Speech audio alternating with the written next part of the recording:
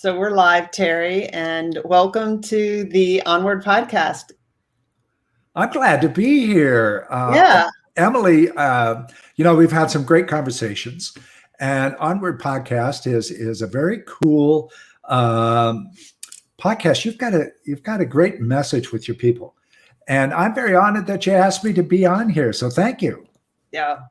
Well, I love your topic tonight, which is like how to stop self-sabotaging and procrastination. And in the paperwork that you sent over to me as we were preparing for this, your paperwork says it's not your, and the your is all in caps. It's not your fault.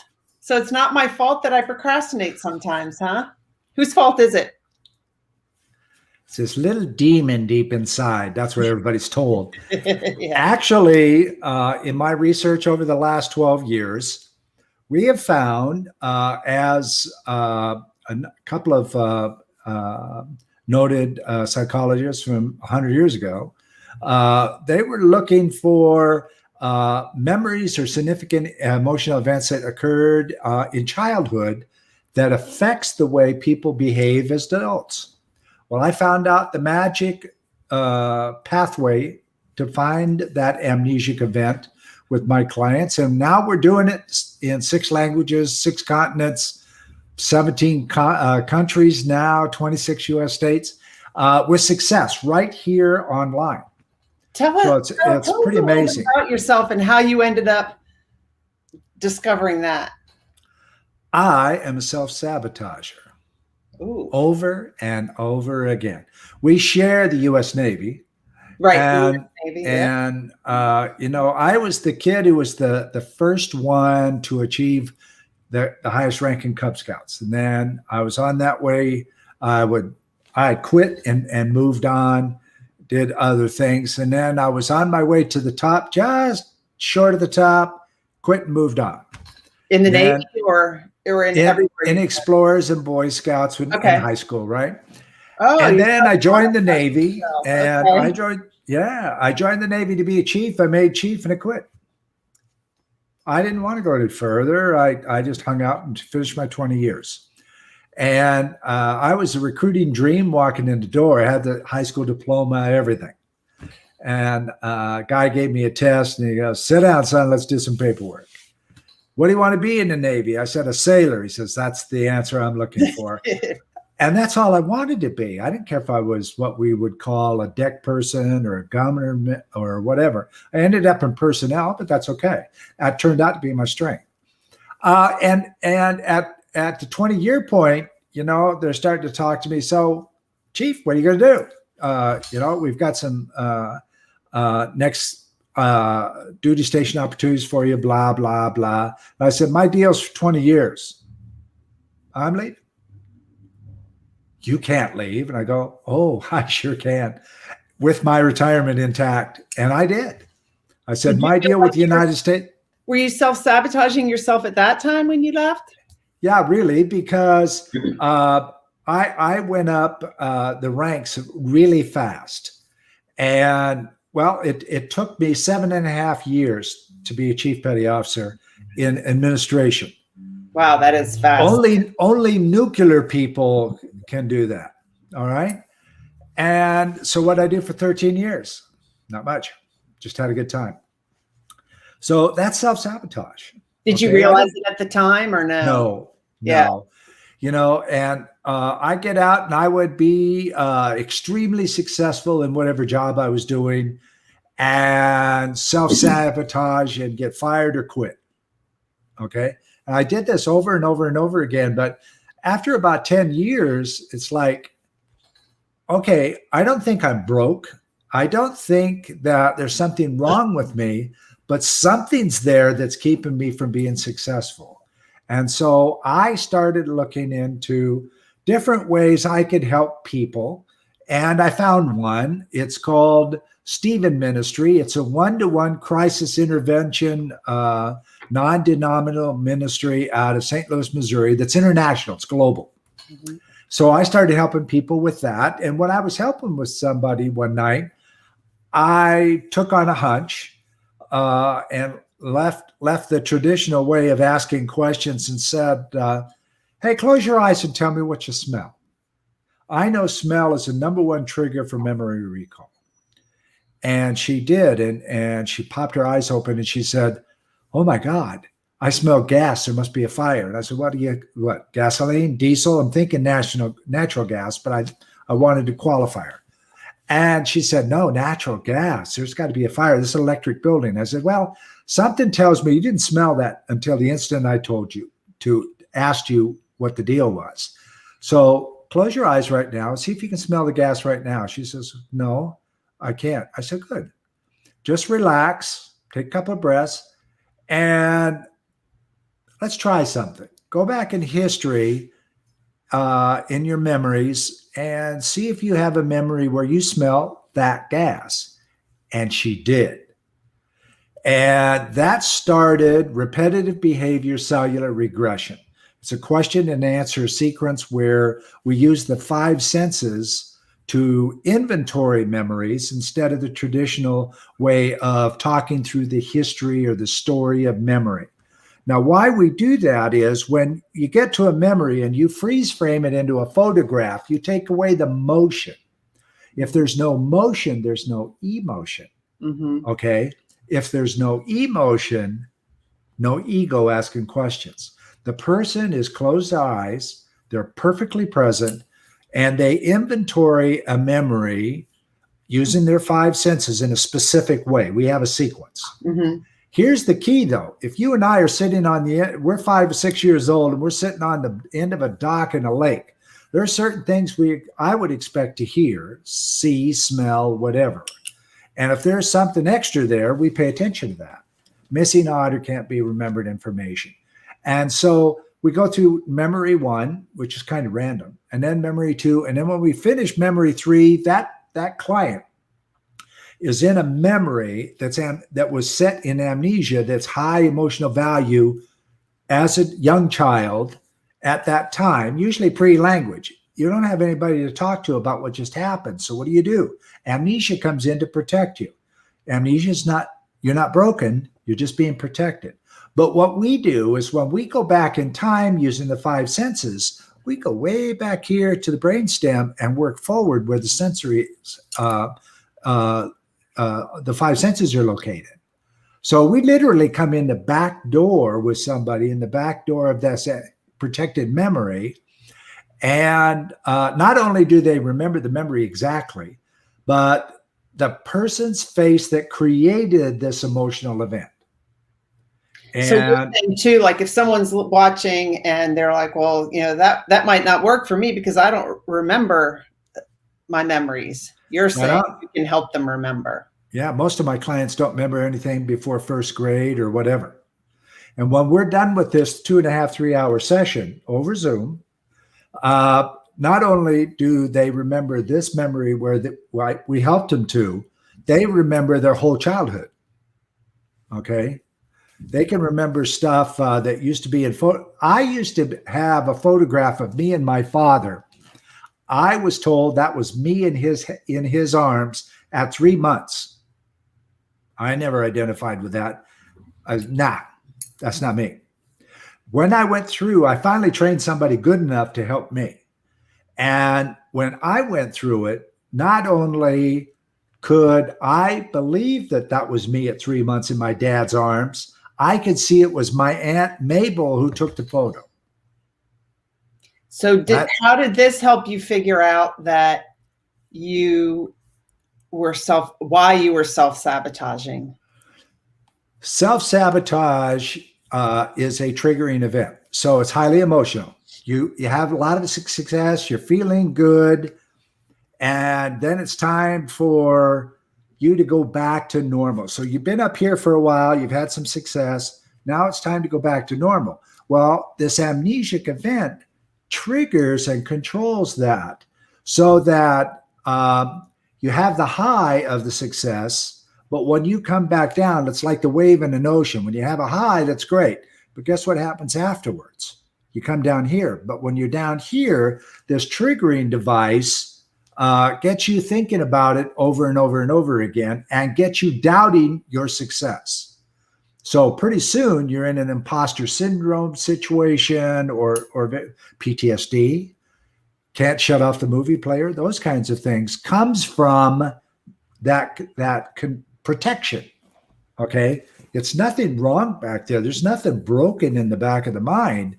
It is protecting you so well from the original memory. It has you thinking about other stuff all the time.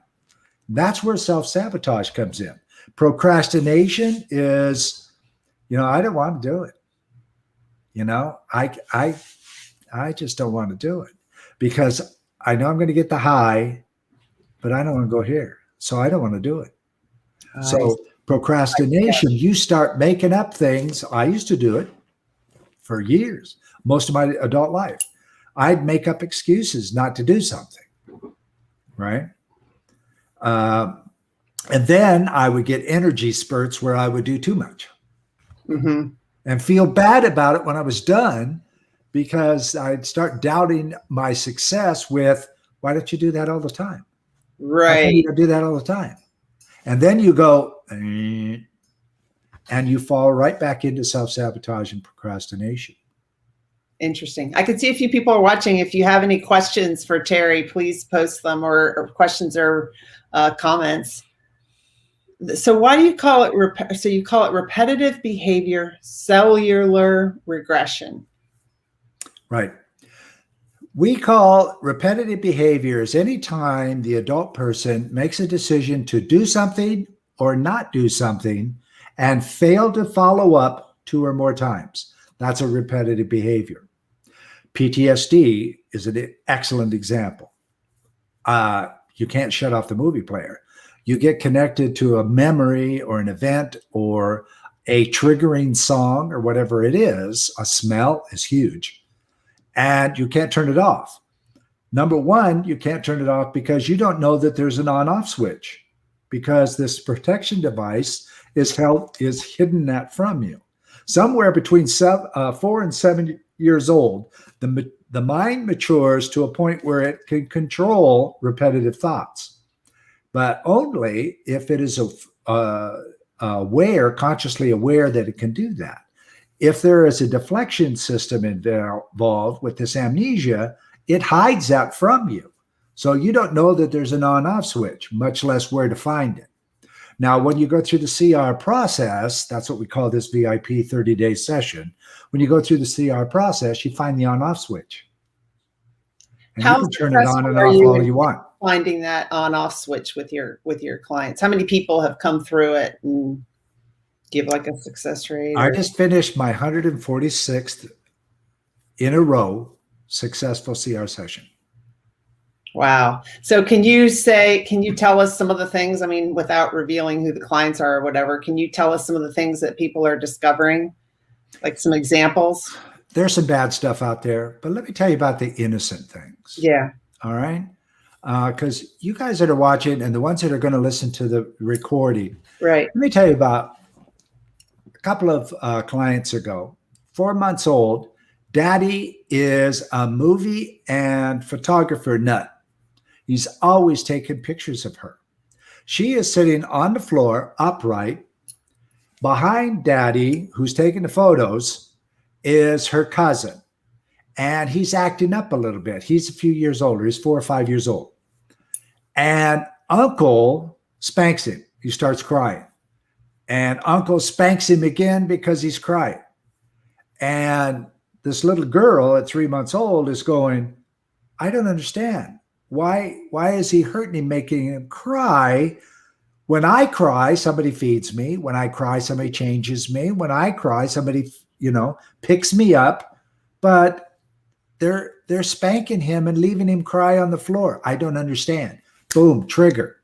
Because she's only 3 months old, she can't say, hey, Dad, what is that? That's not fair. She has no language skills. So that became a PTSD event over time. And it's a very innocent thing, and it happens more than a lot of people think. Yeah, there's some bad stuff where somebody, an adult, did some bad things to kids. That happens. But with the 4-month-old example that you just gave, how did that end up impacting her later on in terms of like maybe self-sabotaging herself or procrastination? At 30 years old, okay, some years later, she got in a car accident that wasn't hers. And that memory of that child being beat and the person's little kid that was in the car was screaming in the same manner, she connected them to and created a PTSD event. Now, she was a friend of ours, so we were able to connect with her right away, and she knew what we do. Mm-hmm. So she contacted me and said, Terry, this is what happened, blah, blah, blah. She had no idea of the 3 months old, but Right. I can't shut this off. You say you shut this off for people. Can you do this? And I said, sure. And so we got her into a session, and 3 hours later, we found this 3-month-old sitting on the floor. And that helps her. How does that help her in the future with that PTSD event? She understands it more? 3 years later, no more PTSD events, no more anxiety, no more thinking about the crash over and over and over again. When she thinks about the crash, it's an event, like a page in her history book. Right. Not like people who are suffering from PTSD, they'll wake up in the middle of the night in a panic. All right. Right. She don't have any of that. Another one that's a very good one, ladies and gentlemen, is one night I was referred a young man who heard about me, who called me, and he was a veteran, Afghan veteran, 3 combat tours. He called me and he said, look, dude, I got a Glock. It's locked and loaded to my temple. You can't help me. I'm doing myself right now. And I said, okay, I am a veteran. I know who you are and I know what you are. Okay. And I've stood on the edge of a building, of a 28-story building, 1 step from eternity. And I'm here talking to you now. So I can tell you, you're going to get through this. Now, veteran to veteran, here's what we're going to do. You're going to make the weapon safe. You're going to put the weapon on one side, and you're going to put the magazine on the other side on the chair that you're sitting in. And you're going to come up, in those days it was Skype. You're going to come up on Skype with me, and we're going to take care of this now. And we did. It was about 3 hours, 4 hours later, we found out what happened in his early childhood, who triggered these events to be recurring. He was in a firefight in Afghanistan, lost 2 of his best buddies. Okay. And that really, really messed him up. And he blamed himself for not protecting him. Well, he couldn't protect him. They're in a firefight. Right. Okay. But, when you're out of reason, that doesn't enter. Right. But what we did find out is that triggering device, when he was 6 months old, neutralized, then this event that in that firefight now has no emotional value. He has fond memories of of his fallen buddies, but no triggering, no suicide ideation. 6 years ago, we did that. Okay. He no longer owns guns in his house. He has an national nonprofit that he's running for other veterans. He's doing extremely well. No suicide ideation, no PTSD, no treatment for medications for those either. He's off of all of it. That's what we do, ladies and gentlemen. Yeah, that's awesome. Have you been able to talk to the VA about this? Or I have. Yeah. We are VIP, vendor certified. And, I'm not a PhD and I'm not backed by a medical study. Uh-huh. So this is a very slow process. Yeah, I bet. One of these days, I'm going to be fortunate enough to have a client who's high enough in the VA or somewhere who can affect decisions. I'm going to take him or her through the CR process, and they're going to go, I will get this in the VA. Yeah. Okay. Yeah. Because it's huge. It's huge. Yeah. So why were you standing on a building 28 feet? Is that what you said? 28 stories. Stories. Why were you? Top of my condo building. I was done. You know, had nothing to look forward to at life at that point. This was back in 2009. The antidepressants I was working with at the VA didn't work. And I went up on the roof just to get into fresh air. And next thing I know, I'm over the roof retainer on the edge. And I was as calm as I am sitting here talking to you right now. I was done. There was no crying. There was nothing. A light breeze, beautiful day, nothing to blow me off, nothing to keep me on, nobody around. And ladies and gentlemen, take this for what it's worth. Some little voice or something behind me said, turn around, I have work for you. I turned around, climbed over that wall, nobody there. And I went back down to the condo I was living at. And within 4 months, I was working with this lady on Skype, and RBCR was created. I got work for you. And we've never looked back. Wow. As you reflect on that, who was that saying that to you? God, creator, whatever you want to call it. Guardian angel. The interesting part about it, Emily, is I am not able to ascertain whether it was a female or even a male voice. Mm-hmm. I just heard the words. And I turned around like I was in the Navy. Turned around, I got work for you. Orders. Boom. I turned around and there was nobody there, but I didn't care there was nobody there. It didn't even connect with me at the time. After I was downstairs in my condo, my then girlfriend wasn't home. I could just reflect for a while. I went, wow, did I really hear that? Does it matter? Mm-hmm. I'm here. Have you heard anything like that since? No. No. Interesting. Yeah. Why is your middle name Earthwind? I'm just a lucky guy. No, I'm teasing.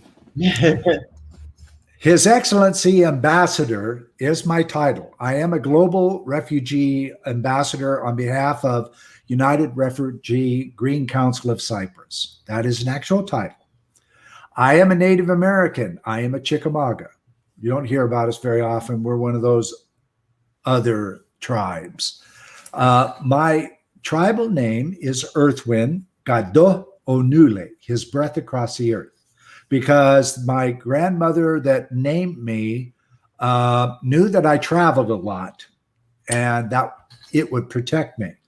Well, I use it nowadays both as an identification as a Native American man, but it's my brand.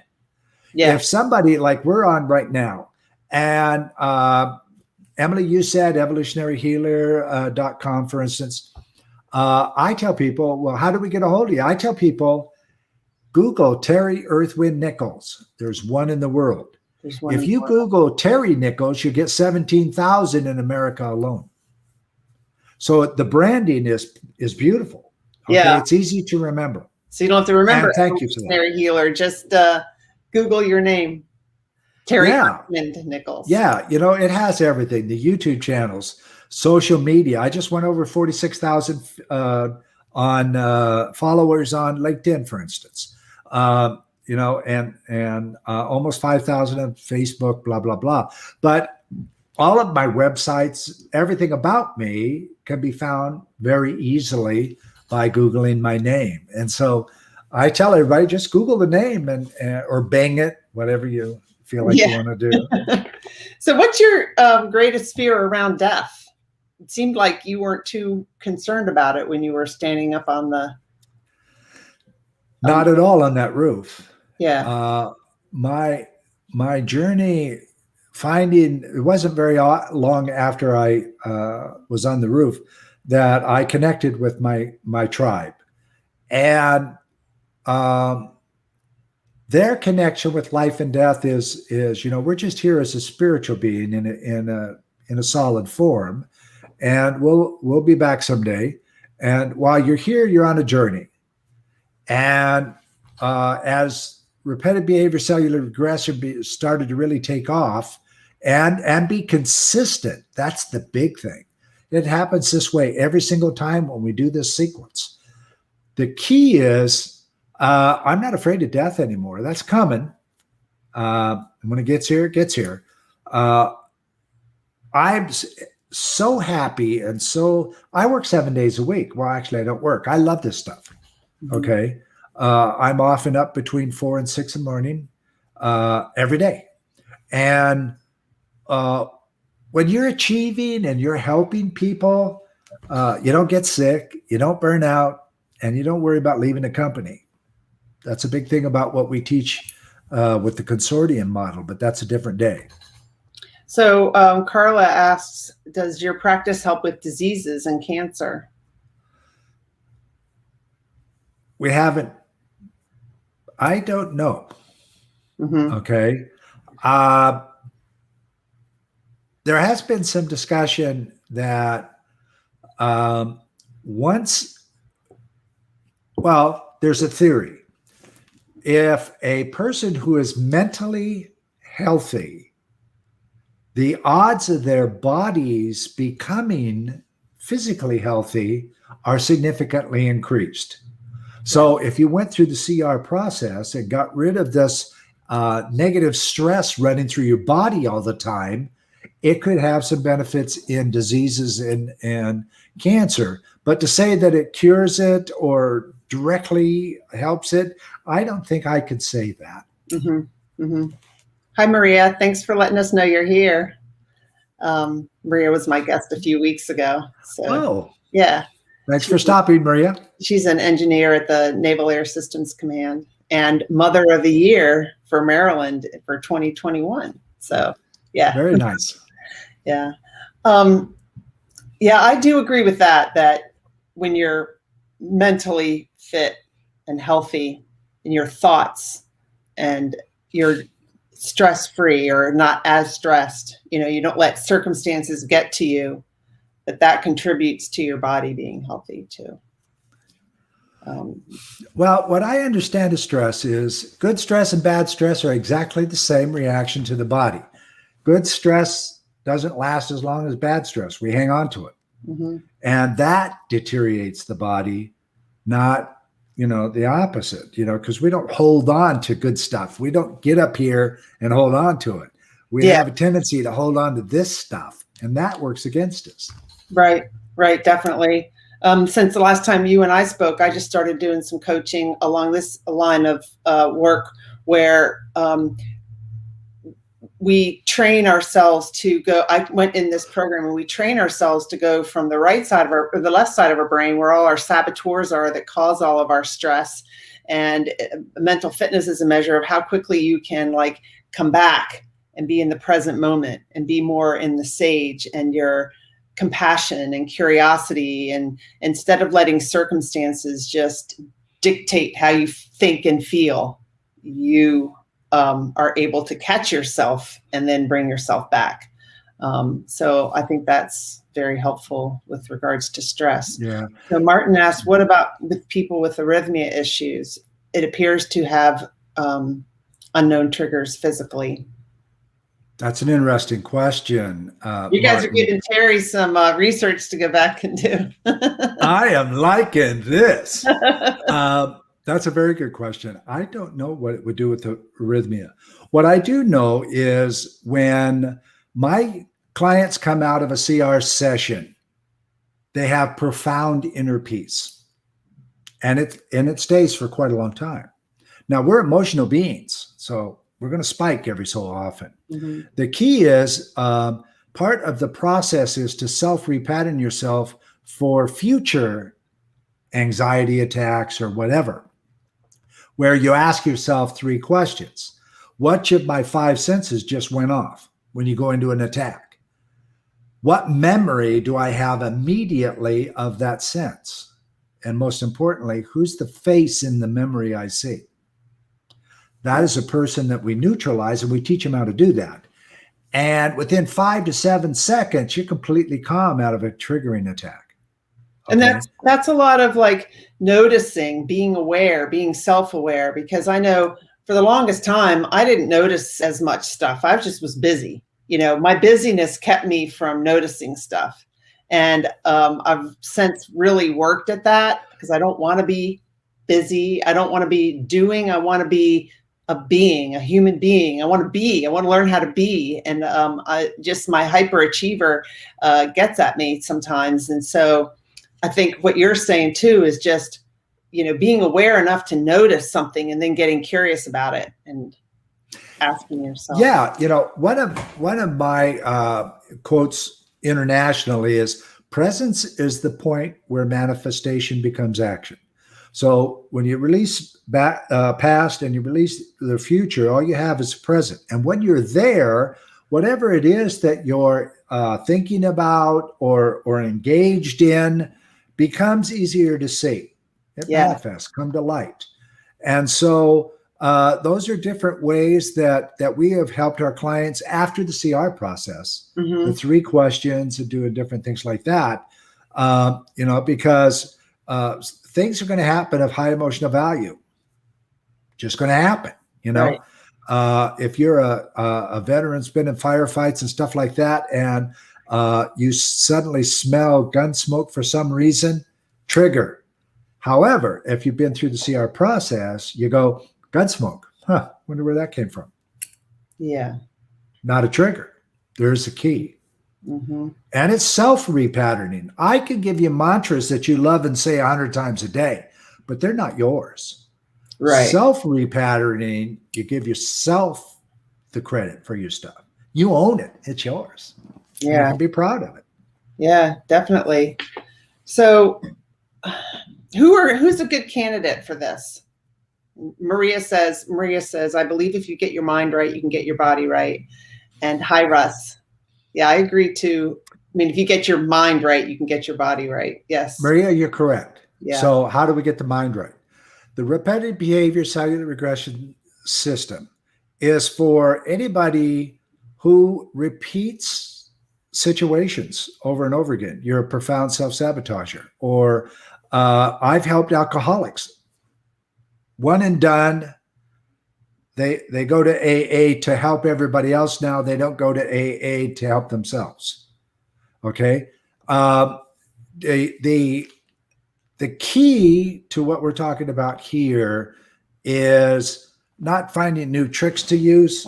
It's finding out what's driving the behavior, neutralizing it, and then moving forward. Because then, well, I was going to say, for an alcoholic, what can you give us an example of somebody that you've helped that was an alcoholic? Like, what was their memory, or what did they discover was driving it? I had a lifelong veteran alcoholic, mom and dad alcoholics, grandmother and grandfather, both sides alcoholics. Okay. Everybody drank. He learned to drink at 6 years old. Okay. So he'd been a drunk all his life.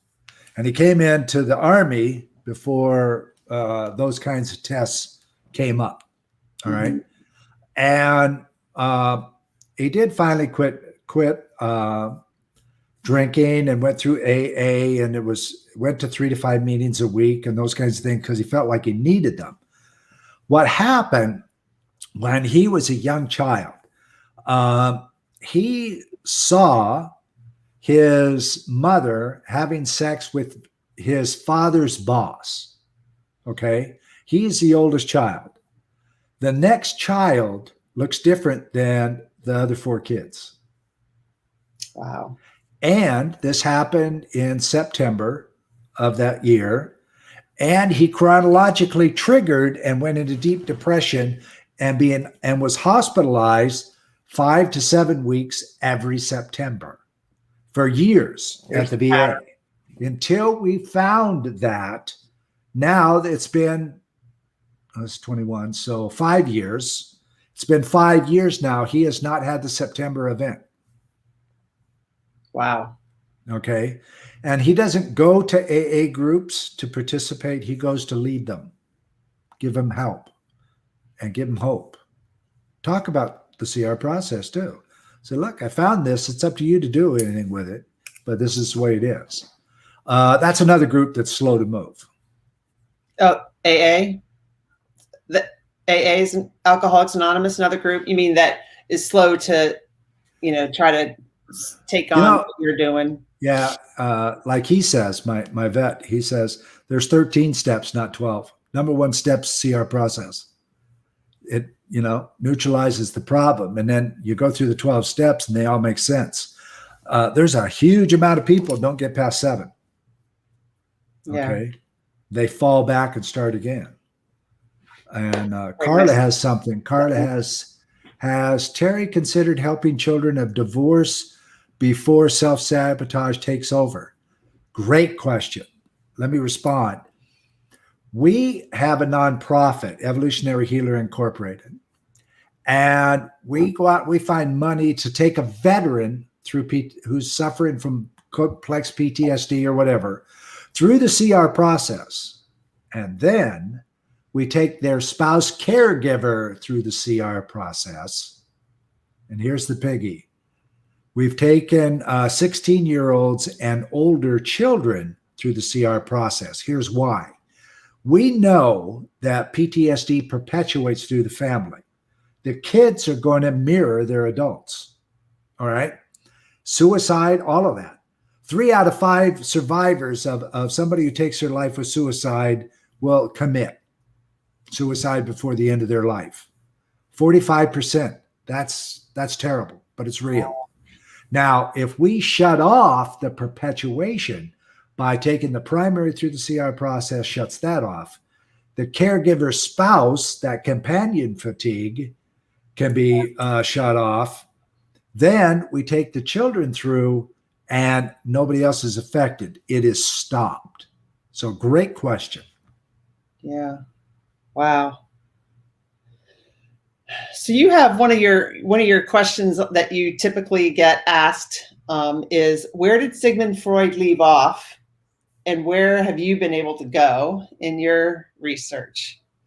Sigmund Freud had the perfect idea. Here's what Sigmund Freud did for those of you who are not familiar. I learned about him in one semester of high school in psychology class because I had to take the class. It was the only thing in that hour that I could take. I already had 2 study halls. So I had to take it. And in that semester, we studied Freud and the fact that he thought that people's behavior as adults were affected by what happened, something that significant that happened to him in childhood. So he was working in the late 1800s, just before the turn of the century, in Austria and Germany with hypnosis. He would hypnotize his clients and try to get them back into early childhood memories to see if he could find this event that started everything. Well, he got short-circuited because in that same time frame, there was a hysteria across Central Europe about bad people hypnotizing good people to go steal for them. So they outlawed hypnosis in any form throughout Europe.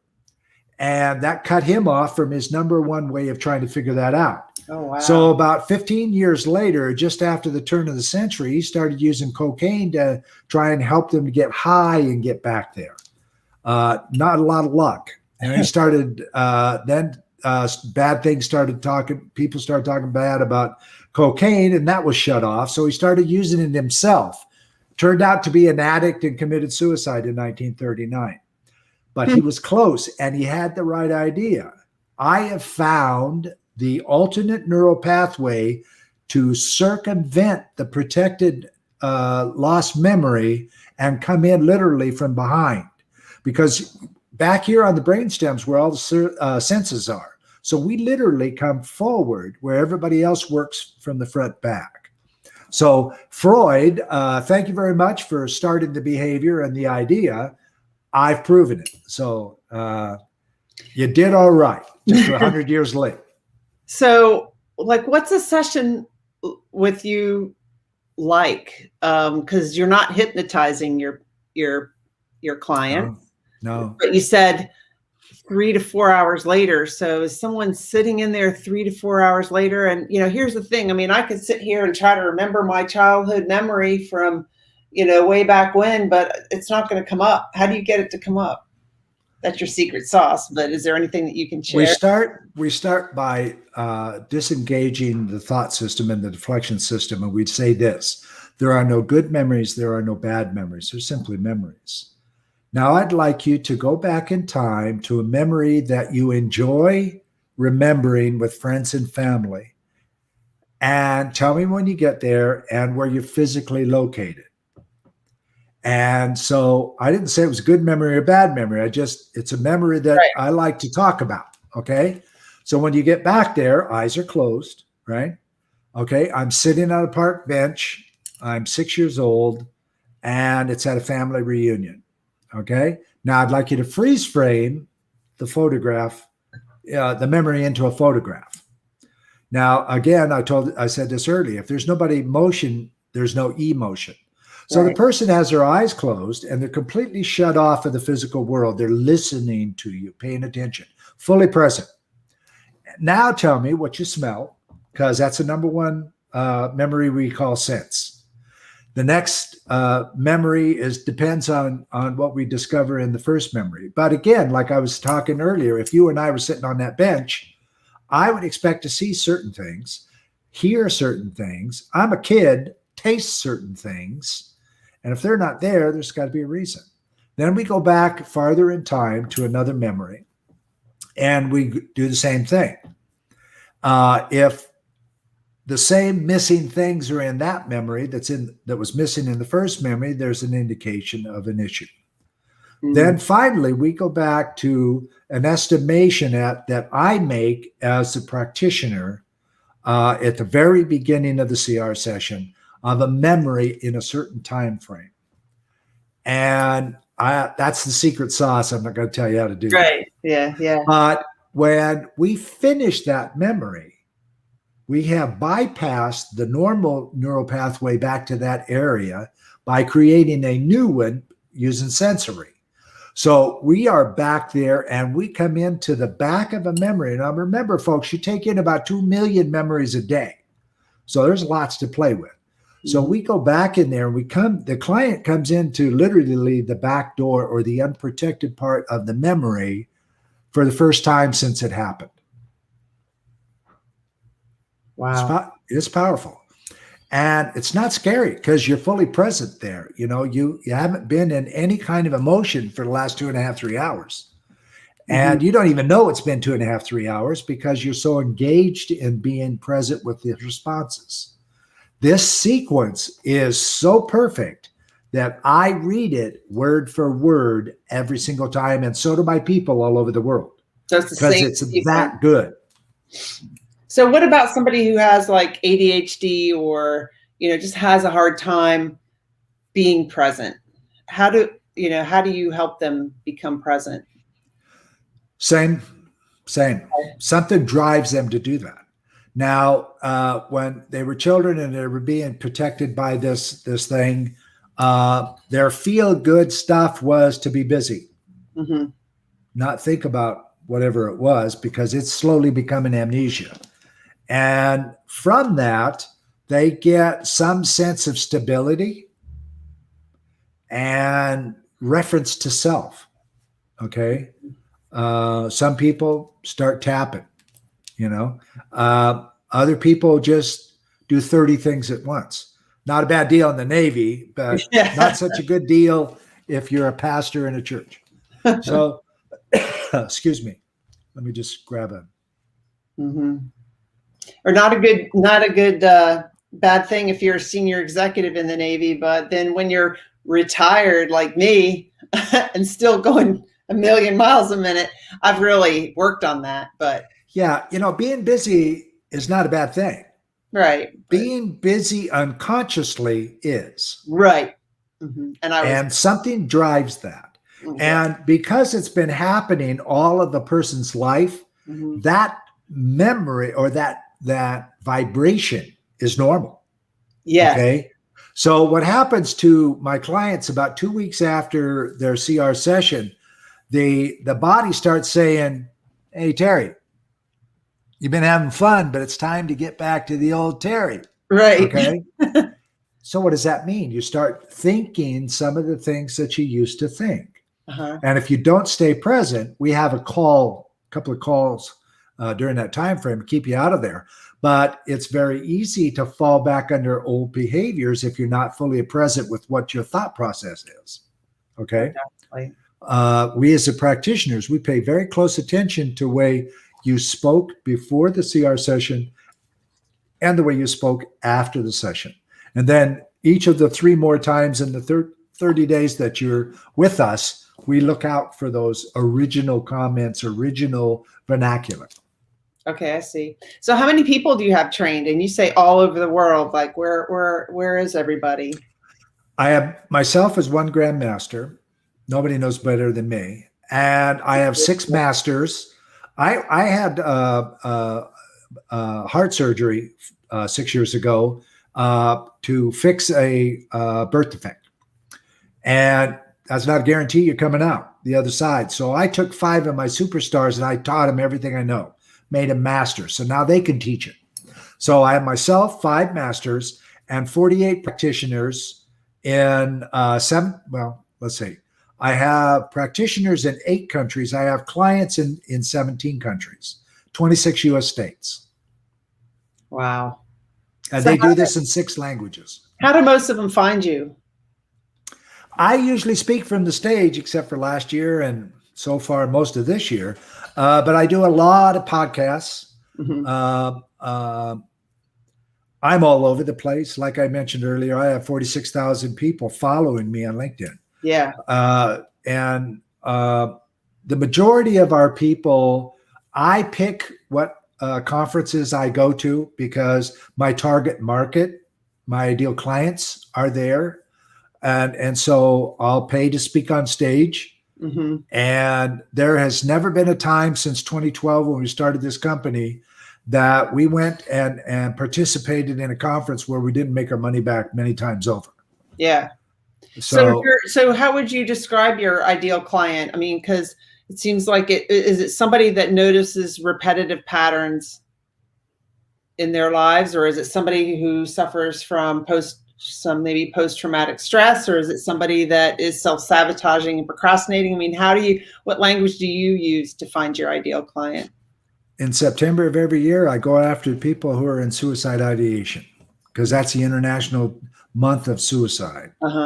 Mental health in March. It's about message and being consistent with your message.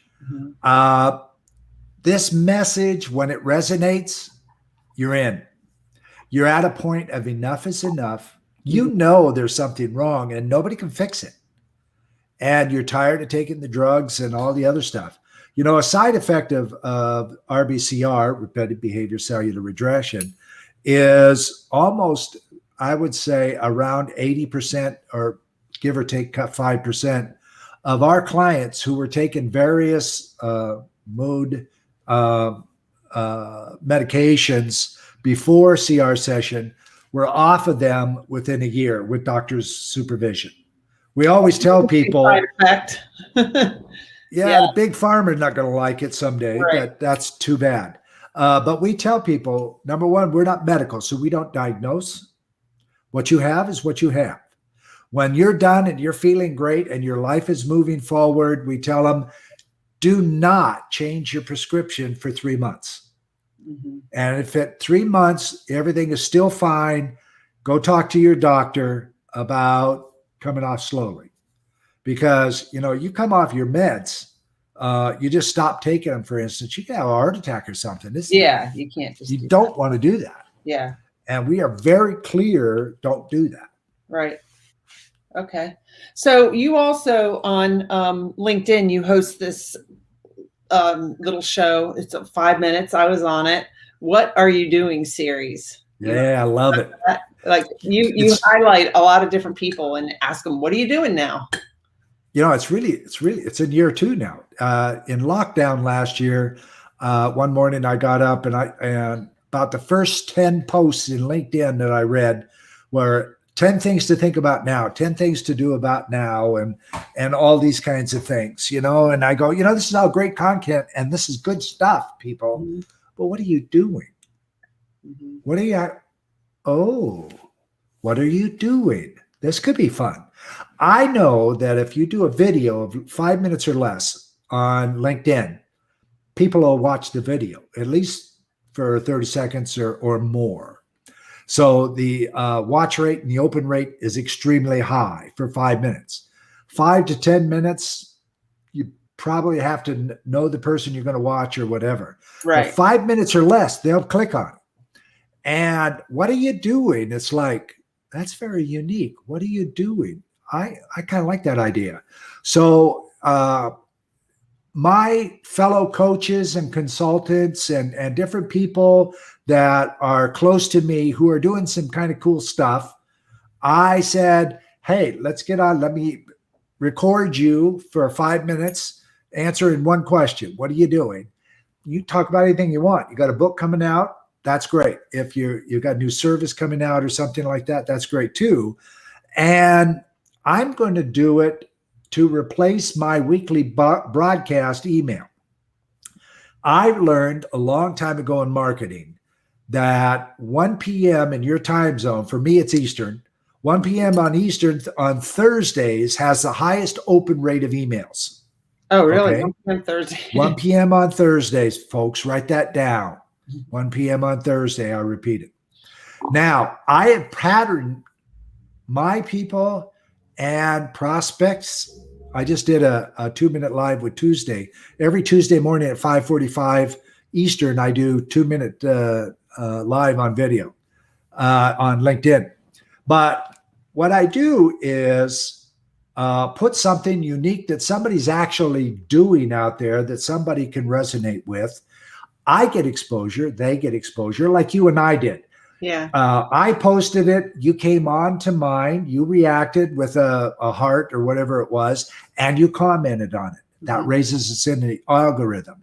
Mm-hmm. Then you shared it to your page, right, where I came, reacted, higher than a like. Write that down, folks. Higher than a like. Right. And I commented again. Now we've doubled the algorithm reach of people that could see it. Not only our primary connections, but our second and third degree connections that follow us that we're not aware of. And if they comment, then they comment and it comes onto their feed and their people. And I went from January 1st, 2020, I'm going to do a webinar on this, on how to do it. January 1st, 2020, I had 1,781 followers on LinkedIn. Whoa, okay? And now you're at 46,000. January 1st, 2021, I had 22,000. I now have 46,000 headed for 50,000 in the next 2 weeks. Okay, well, by mid-June, I'm estimating 50,000. So there's some jewels in this, okay? Right. Now people see me in my target marketplace twice a week, Tuesday early, or they can see it later in the day on a recording for 2 minutes. The open rate's amazing. Mm-hmm. And my little 5-minute gig with people from all kinds of backgrounds. Yeah, that's all. Okay. When you say higher than a like, you mean like clap on the hands clapping or the heart or the... Right. If you react with a like, that means one thing. Any other reaction other than like gets you higher in the algorithm. Mm-hmm. All right. Got it. And so more people see you. And if you get a large enough group of people, like my 2-Minute Tuesday from last Tuesday, not this week, but last week, I had a huge amount of people like and insight, the little light bulb. Yeah. Who were third degrees. All of their people saw my thing. And I went up like 1,000 followers in one day. Wow. That's awesome. Okay, so this all works and it's relevant. Okay, because you're putting out stuff that people understand, and they probably, if they don't need it, they know somebody who does. Yeah. I mean, there's somebody listening, somebody watching that knows somebody who's like, oh, I need to introduce my friend to Terry because, he can help her or whatever. I just talked to somebody who was a referral of a 3rd degree who said, this guy puts out good stuff. You got to talk to him. I think he can help you. Yeah. And so she went to the website and got my info and clicked on an RBCR information link. And we talked for 30 minutes. Mm-hmm. She'll be going through the CR process next week. I was going to ask you, so, how long would it take for somebody to get an appointment if they're interested? As we wrap this up, if somebody has a question, go ahead and post it because we're getting ready to finish up. There isn't an hour in a 24-hour day that I have not been in a CR session, ladies and gentlemen, because I work globally. All right. And depending on the need, the veteran with the Glock, I stopped everything I was doing that night and we stayed up until 3 a.m. until it was done. Okay. That is, how necessary is it for this young lady who reached out to me? Self-sabotage is a lot about it. And she didn't have a whole lot of time in the coming 5, 6, 7 days. So 8 days from the time that we put it in there, we both had time in a right time of day where the kids are at school. Mm-hmm. They're still in school where she is. And there's nobody home. So there's nobody to bother her while we're going through the CR process. Got it. So somebody who wants to do it with you, go through that CR process with you, should probably have a block of time of what, 4 or 5 hours? Or I tell people, well, we send them an email, but block out 4 hours. It usually takes 2.5, 3 hours. Mm-hmm. But you know what? You're going to want some reflection time when that's over. It's like, wow, I know I did. Okay, I invented this, ladies and gentlemen, and it took 3.5 years for me to get somebody good enough to deflect my deflection system because I created the system.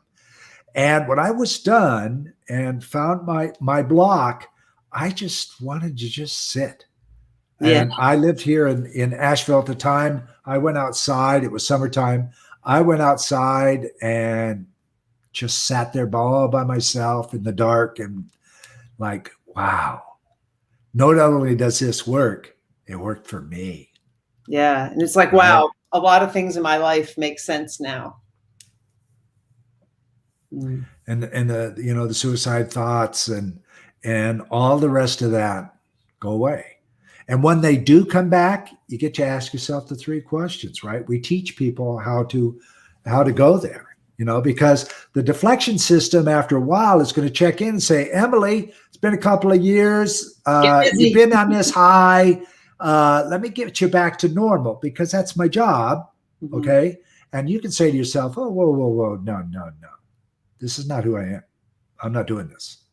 I'm out of there. I'm not going back. Mm-hmm. Right. Presence is the point where manifestation becomes action. So whatever is getting you in the funk at that point, you start seeing answers for. Yeah. Okay. Awesome. So it's powerful. So as we wrap this up, any last bit of advice for the people that are listening now and that are going to listen in the future when I publish it as a regular podcast episode? Google Terry Earthwind Nichols. You don't have to worry about the title so much. Americans don't anyway. And it will give you everything. I have white papers published, all kinds of stuff, And there's our Facebook. You're on Facebook and Twitter. LinkedIn, I'm everywhere and I'm available.